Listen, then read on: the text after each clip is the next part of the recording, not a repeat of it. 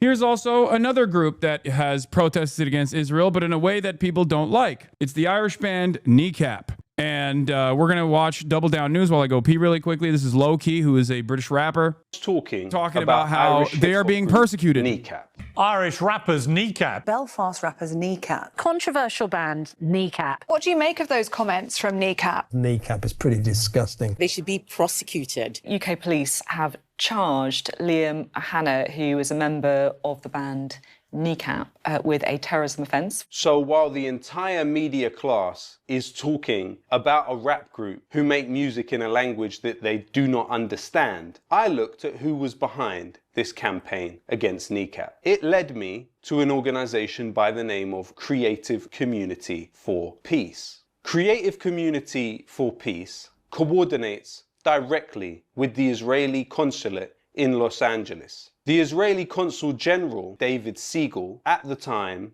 when it was founded, even went as far as to say the Creative Community for Peace is effective because they work from inside the industry. Creative Community for Peace has a roll call of supporters which spreads all across the music industry and Hollywood. It was founded by Dave Renza, the former head of publishing at Universal Music, simultaneous to him being the husband of the founder of Stand With Us, Esther Renza.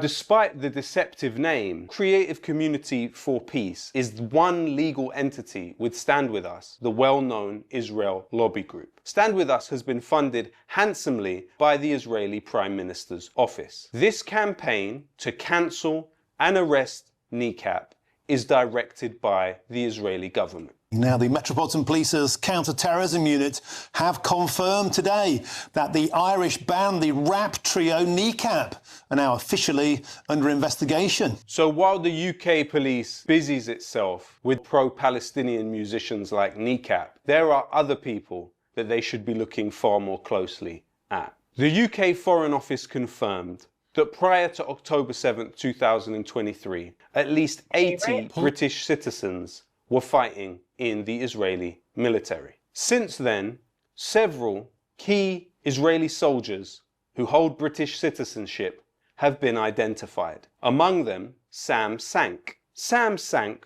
occupied the role of Master Sergeant within the Israeli military and actually filmed himself participating in the Gaza genocide between December 2023 and January 2024. Welcome to Southern Khan Yunis. We're in a house. Look at the lovely Jerusalem decorations on the wall. We're in Central Khan Yunis, Eastern Central Khan Yunis, in a new house. This is going to be our new home for the next few days. But feeling good, you know? Liking the new area. This place stinks. Smell of dead bodies everywhere. This UK citizen even met former British Prime Minister Boris Johnson in occupied Jerusalem. Another UK citizen who should be arrested by the British police is Oren Anish. On tape in Gaza, he boasted and vowed to kill these sons of whores. שלום, קוראים לי אניש, אני מאנגליה. המסר שלי זה לא לוותר עליכם, עם ישראל חי. אני 70 לי בית, אבל בסוף נגיע ונהרוג את הבני זונות האלו. Another UK citizen the police should be looking into is Levi Simon. On his Instagram, he posted videos of himself rummaging through the underwear drawer of Palestinian women in Gaza.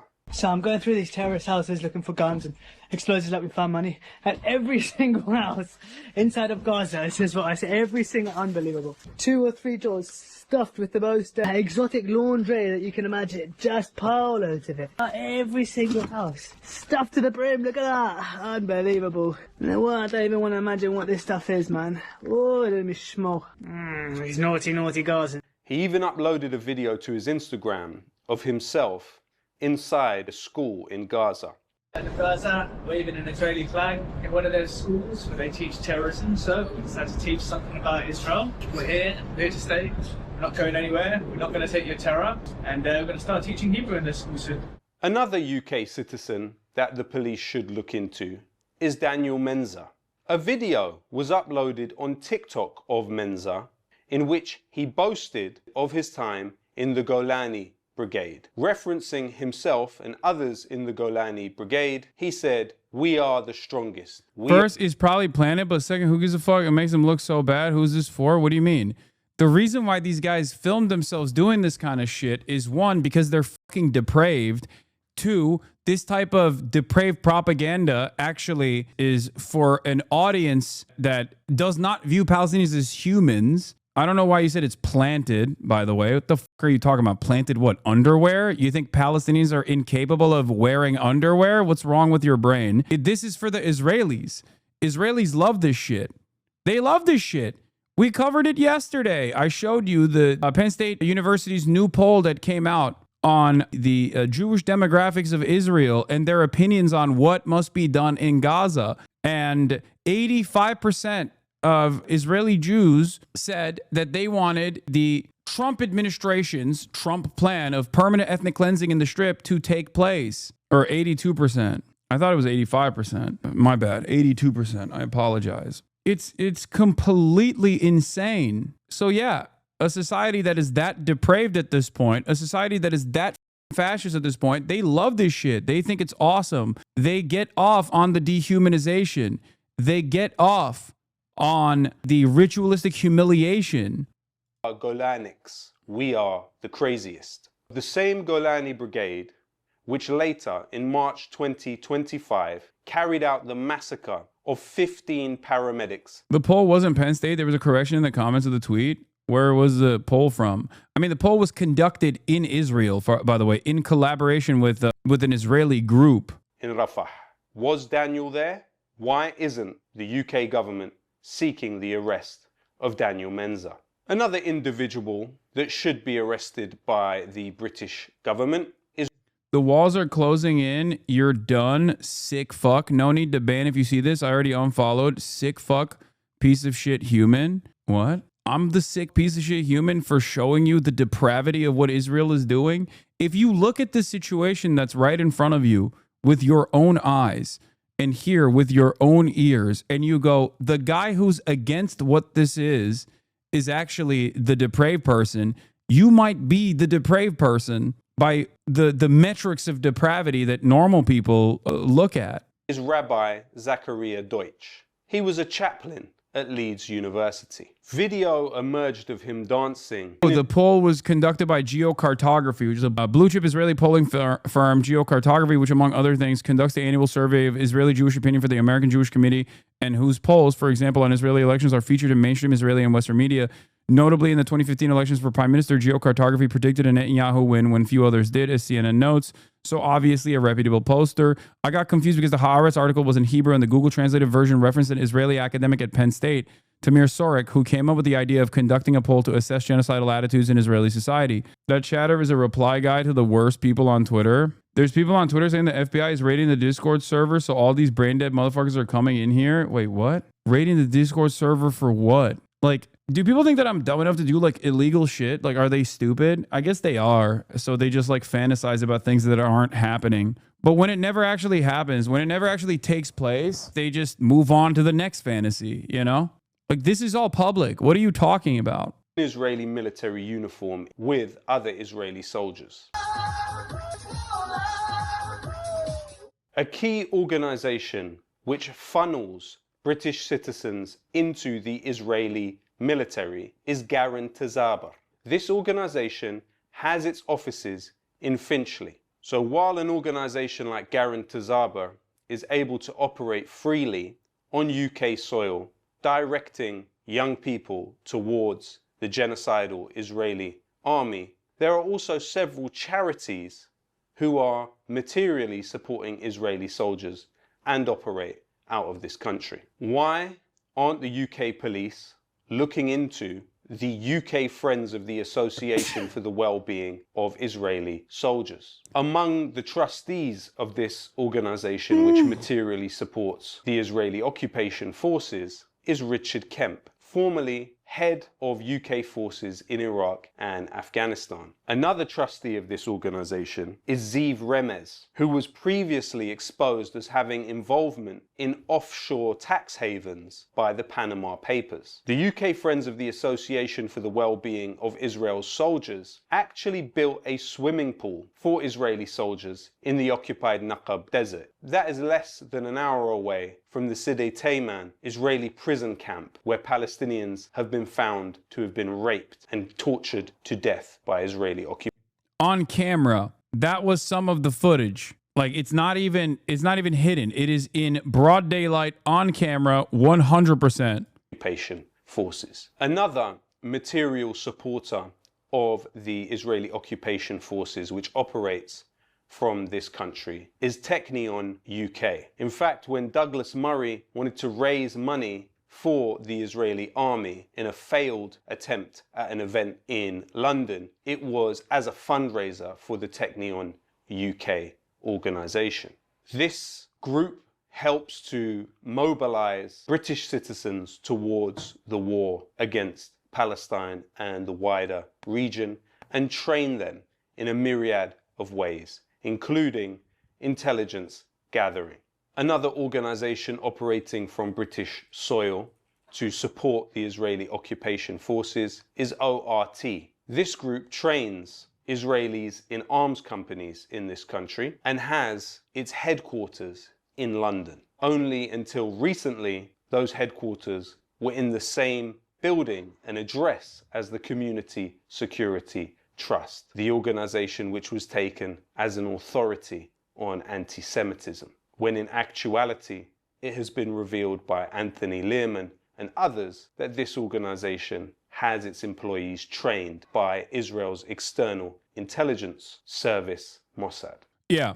So much of the Jewish advocacy groups that masquerade as Jewish advocacy groups that claim to care about combating anti-Semitism, so much of that is directly grant funded by the Israeli Knesset. It is one of the most insane things. Like, this is a very sophisticated influence peddling operation, and they have actually successfully been able to change laws. It's in broad daylight. It's not like this is hidden. This is not a hidden thing. It's hand in glove.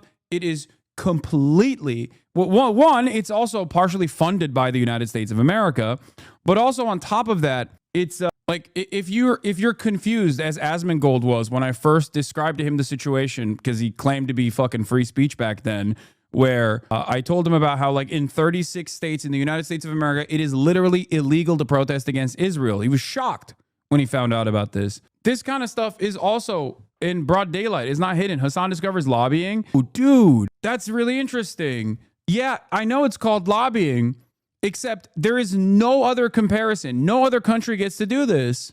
I don't know if you know that, because if other countries were trying to do this, they would get shut out. One, they would have to register as a foreign agent, first and foremost. Israel doesn't, because they use American Jewish allies and American Christian allies, like Kufi, for example, Christian Zionists, to basically claim that this is actually just like homegrown lobbying. It has nothing to do with the foreign nation. I'm not discovering lobbying, but there is no equivalent. There is no equivalent on the planet in the United States of America where a foreign country can say protesting us is illegal, and then 36 states write legislation and pass legislation to make it illegal, where you have to sign a loyalty pledge to Israel to become a fucking public school teacher. You have to do that in the state of Texas. You think that's normal? That's not normal lobbying at all. Can you imagine this for any other country? Like, imagine criticizing Estonia is illegal if you ever want to be a public school teacher in the state of Texas. Everyone would laugh at that. Criticizing Saudi Arabia is illegal if you want to be a teacher in the state of Texas. It's not even illegal to protest America in the United States of America, but it's illegal to protest Israel in the United States of America. How is that even allowed? How is that even possible? Another key group that supports Israeli soldiers in this country is the British Friends of Israel War Disabled. This charity focuses on bringing Israeli soldiers into Britain and claims that it has brought over 5,000 into this country. Another key UK charity supporting the Israeli military is Beit Halochem, which translates to the house of the warrior. In one night alone, this organization raised £2 million in London to support Israeli soldiers. Another supposed charity operating in this country is UK Toromet. It works to facilitate the funding of military gear for Israeli occupation forces. Through UK Toromet, an organization by the name of One People, which was set up on October 7th, 2023, is able to equip the Israeli military with tactical glasses, tactical gloves, knee pads, bulletproof vests, and helmets. So we're here on behalf of One People. We're with Rabbi Elitov's son, Rabbi Elitov from Manchester. Thank you very much, guys. Thank you very much. So One People managed to get... Like, imagine being able to do this. You can only do this for the party doing the genocide. You can't do this for the party resisting against that genocide, okay? This is material support to terrorism. This is material support being offered directly by British nationals to an entity that is doing war crimes, an entity that is doing terrorism, okay? 33 vests for all of these brave guys. All these brave guys who are on the front down here near the Gaza border. Wow. One People's website clearly states that UK Toromet is a partner through which people can donate to it. Why is it that charities who are materially aiding the genocide of people in Gaza are not being investigated thoroughly and arrests are not taking place? Israel has, for its prime minister, arrest warrants issued by the International Criminal Court for the crime of genocide in Gaza. Why is the UK government harassing musicians, activists, tweeters, and Holocaust survivors rather than going after the real criminals? The same individuals that fund these organizations I have just listed are funding government ministers. Rachel Reeves is currently Chancellor of the Exchequer in this country, one of the most important positions in government. Before arriving at her role, she was given £175,000 by Israel lobbyist Victor Blank. Victor Blank financed 3 organizations that directly fund the Israeli army from British soil. Those organizations are Beit Halochem, ORT, and Technion UK. What other relationships exist between those that fund these organizations directly invested in genocide in Palestine and British government ministers? All of these organizations operate as charities in the UK. Since when did support... An American example of this is Beitar, which was designed around Jabotinsky, who's a literal fucking terrorist and a Jewish supremacist who openly fantasized about Israel being a colonial power, one of the fathers of Zionism. And Beitar operates openly in the United States of America, one of the groups that is giving the foreign student lists to the Trump administration is Beitar, and that is a 501c3, as in a charity group, like a legal charity organization. And yes, this chatter is correct. This isn't just lobbying. This is way more than lobbying and campaign finance. That's why I say it's a very sophisticated influence peddling operation. It's not just lobbying or campaign finance. Obviously, there are, like I said, networks of NGOs, networks of advocacy organizations that masquerade as organizations that seemingly care about the interests of, like, British Jews or, in America, American Jews, when in fact, those organizations are not invested in that at all. They are simply invested in defending Israel and trying to make sure that any naysayers get criminally prosecuted. And Kneecap is a great example of this. Kneecap got prosecuted instantly. Like, Kneecap was pushed a counterterrorism lawsuit from the British government specifically because they went to the United States of America and in one of the largest stages that they were in front of said, "Fuck Israel, free Palestine." This was the real reason as to why they were trying to look to punish Kneecap. Okay? So then they scoured through thousands of hours of concert footage to find anything they could that they could use the existing laws that were implemented in the UK all the way back in the year 2000 anti-terrorism statutes that exist in the UK because they don't have free speech. And they found a couple different instances that they could actually present to the government as actionable. And the government followed suit. Instead of just saying, this is frivolous, what are you talking about? This is protected under like free expression that artists have. Instead of doing that, they were like, yes, we will. We will do that. We will actually go after Kneecap. Their findings were 3 instances. Two instances. One where there's a concert, they say up Hamas and up Hezbollah. And the other one is where Mohara is allegedly waving a Hezbollah flag. Okay? That's it. That's it. This is enough to criminally prosecute someone for terrorism in the UK. The Hezbollah flag incident was literally publicized when it happened, so they didn't give a fuck until lobbying groups put pressure post Coachella. It's so transparently cynical. Yes, this is ridiculous. Okay? It's ridiculous. Especially considering that the name of the group is Kneecap. One of the artists is called DJ Prove. Okay? That in and of itself is literally pro-terrorism in the eyes of the British government. You understand? So if that artistic expression of pro-terrorism is allowed, and they have successfully prosecuted and sued the British government for refusing to give them grants, why the fuck would this be prosecutable? It's ridiculous. It is completely ridiculous. Supporting a genocide and those involved in it become a charitable activity. And why is no one in the mainstream media examining these connections? As you can imagine. Anyway, this was Double Down News. They're fantastic. They do incredible work as always. I'm a big fan of them. I highly recommend you subscribe to them. And that was Lowkey narrating this piece for Double Down News. La, la, la, la.